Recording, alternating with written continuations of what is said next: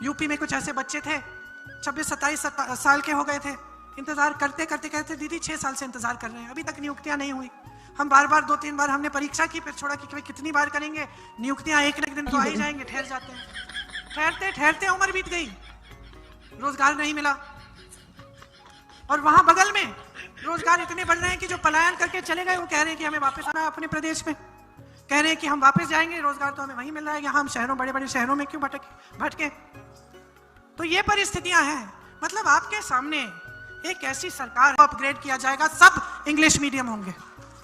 और ये काम हुआ है, खोखली घोषणा नहीं है, क्योंकि हर जिले में ये इंग्लिश मीडियम की पाठशाला बनी है।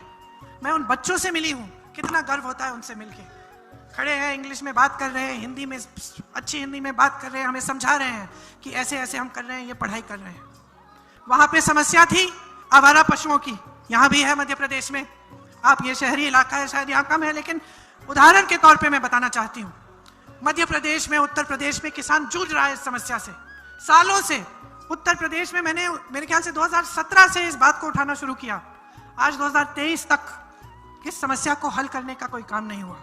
छत्तीसगढ़ में हमारी सरकार आई, हमारे मुख्यमंत्री जी भूपेश बघेल जी ने देखा कि बहुत बड़ी समस्या है, सबने सोचा कि किस तरह हल करें, गौठान बनाए।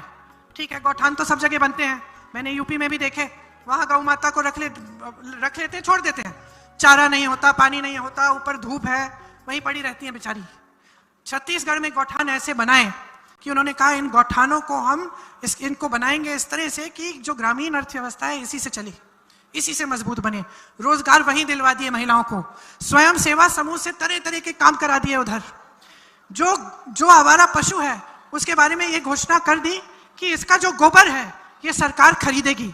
ये बात जब मैं यूपी में कहती थी लोग हंसते थे, कहते थे अरे ये बात कैसी बात कर ली। आज लोग देख रहे हैं छत्तीसगढ़ की ओर, कह रहे कि भाई ऐसा भी हो सकता है कि सरकार ने कहा हम गोबर खरीदेंगे प्रति किलो इतने में, तो जनता ने क्या किया, अब गोबर खरीदेंगे तो आवारा पशु रखना शुरू किया, उसकी देखभाल की, क्योंकि उससे कमाई शुरू हो गई। मैं ऐसी महिलाओं से मिली हूं जो गौठानों में स्वयं सेवा समूह का काम करती हैं। मैंने पूछा बहन कितना कमा रही हो, 1 लाख रुपए, 6 लाख रुपए,